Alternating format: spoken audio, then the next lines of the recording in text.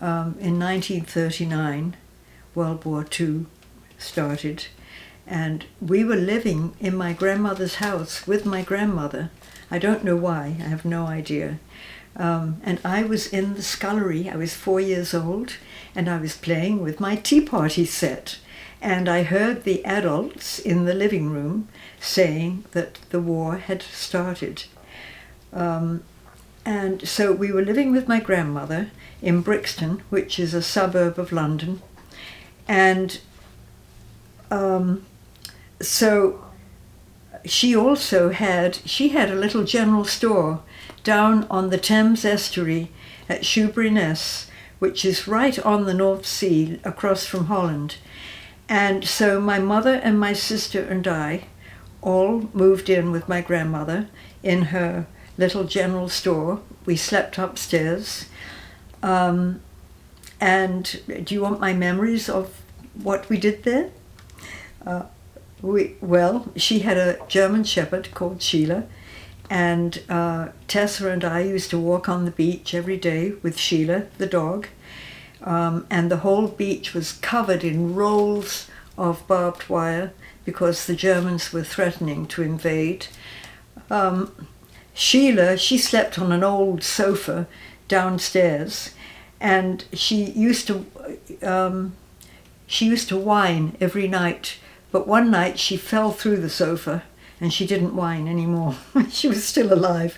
Anyway, so we had to leave there because the Germans were going to invade. So we went back to London. But while we were in Shoeburyness, first of all, a bomb must have exploded near my grandmother's house in Brixton because the whole basement was flooded. So my dad and my uncle had to clean up the basement. But 2 weeks after we left, after that, it had a direct bomb hit and took out the whole street. But our house got the direct hit. So that was the end of that house. We moved back to Worcester Park, which was south of London, and that was the Blitz. That's when the Blitz started.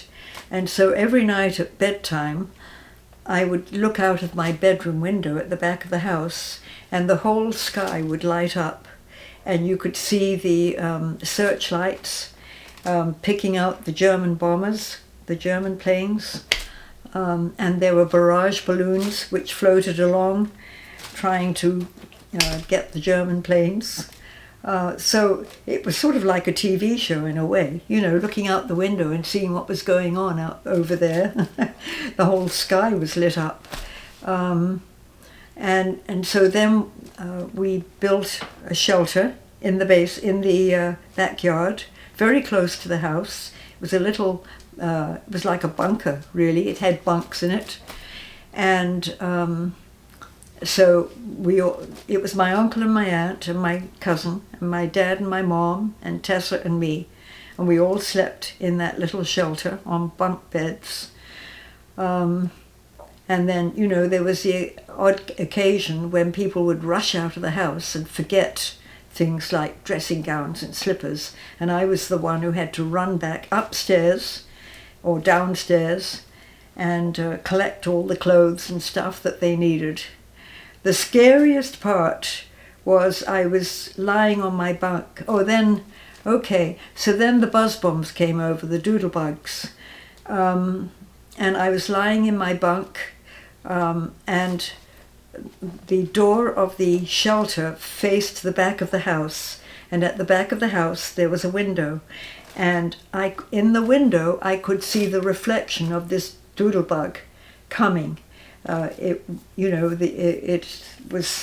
was fire coming out of it, flashing. And that was a real moment of terror because you could hear them droning over, and then the engine would cut out, and then there would be a massive explosion.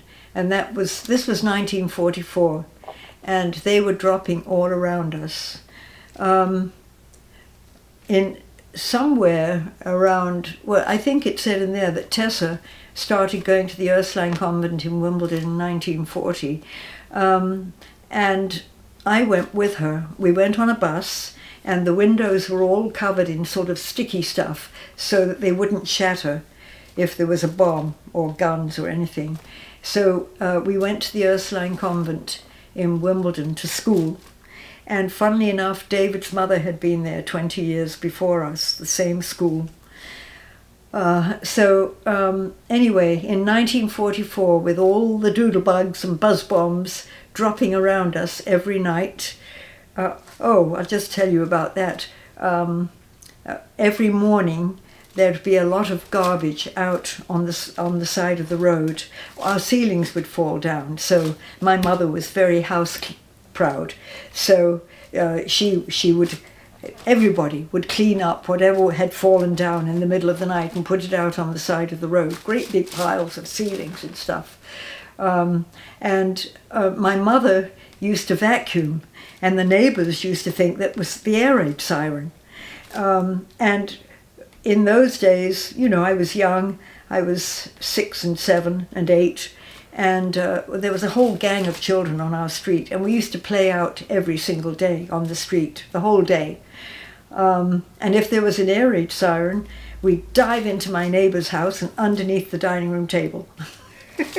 But anyway, the buzz bombs got so bad in June 1944 that my rich uncle up in Birmingham had a big house. He said, "Oh, you can come and stay with me." So Tessa and my mother and I got on the train to go up to Birmingham. My dad stayed in London, and he was in the Home Guard. He was deaf, but he was in the Home Guard in London throughout the whole war.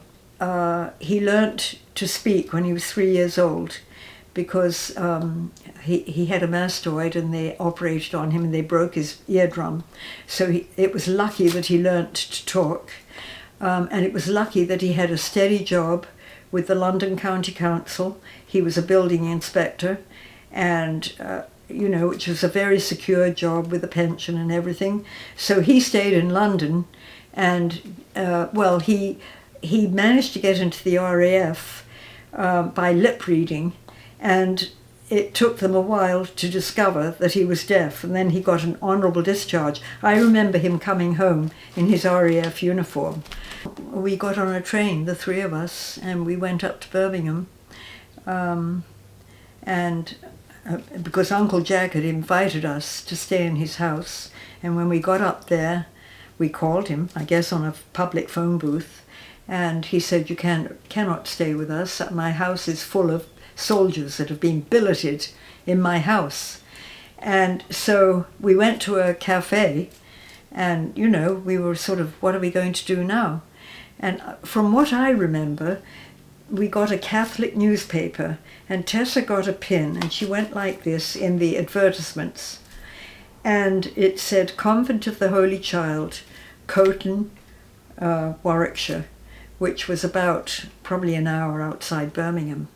So what could we do? We just got on a bus and we went out to Coton, which was a little tiny village with one main road going through it. And the bus only went through there every hour. Once an hour there was a bus. So we get to Coton and get off, and on the left-hand side of the road there's this magnificent estate with an ancestral home called Coton Court. It was like a castle, and a huge park with there was a driveway going down with trees on it, big trees. It was full of cows. So this was Coton Court, and this is where the convent was, the nuns. So we walked down this long driveway amongst all the cows, and Tessa and my mom were so scared, and I was so excited because I loved cows. I loved being in the country. I hated London. I always wanted a pony in London, and all they gave me was a bird in a cage, a canary. So anyway, we get to Coton Court and go to the front door, and the nun comes to the door, and we say, we're evacuees from London, and we've nowhere to go, and can we come in? And they said, well, what had happened, this school with the nuns had evacuated from Kent, and they had one half of this stately home. Lady Throckmorton lived in the other half, and she rented out half to the school. So the nuns said, we're really sorry, but we're full up, we cannot take you.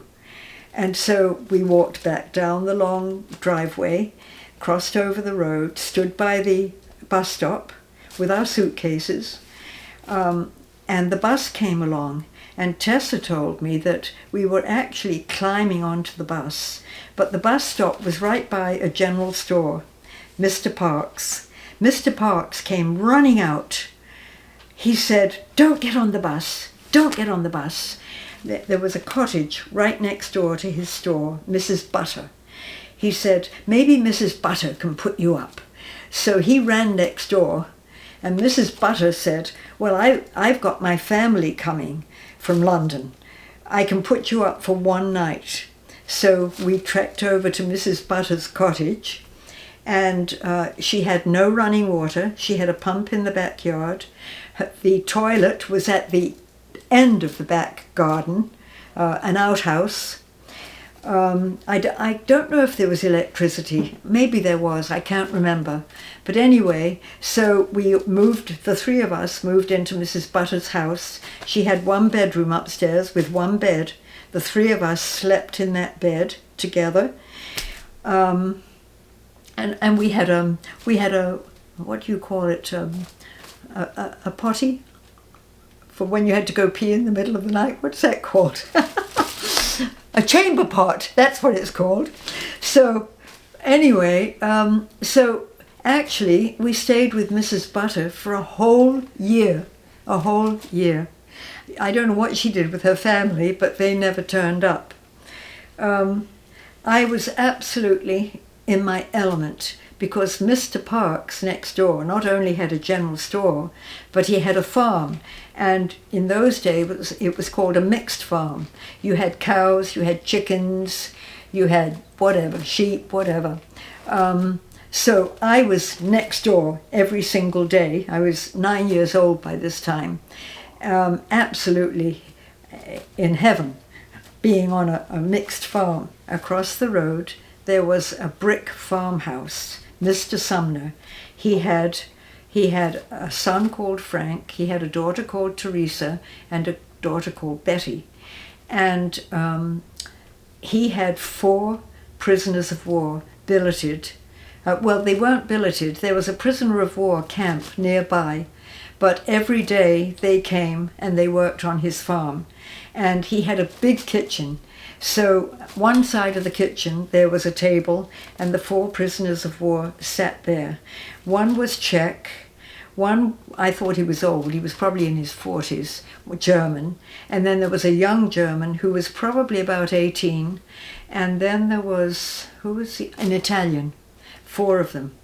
They were so happy to be prisoners of war, working on a farm every day. The farmer, Mr. Jessup, was it Mr. Jessup? No, Mr. Sumner. He really would have nothing to do with them. But Betty, who was a teenager, she sort of looked after them. Teresa had an affair with the old German and actually had a baby. And I don't know what happened. I don't know what happened to Teresa. I don't know what happened to the baby. I don't know what happened to the German, whether he went back to Germany. I have no idea. They were a good Catholic family. Well, Mr. Parks had a beautiful bull, and he was in a stable, and I became very friendly with this bull. And one day, I had a ration book, right? One day, the bull wasn't there anymore, and he'd gone to the slaughterhouse. I was 8. And from that day, I became a vegetarian. I refused to eat meat. I was so afraid of eating my bull. So I traded all my meat coupons for candy coupons. So I was very popular. Where were you, and what do you remember when World War II ended? I was in Coton, in that lovely little village. It was May 1945, and everybody was absolutely so happy, hysterical, you know. It was wonderful. really wonderful.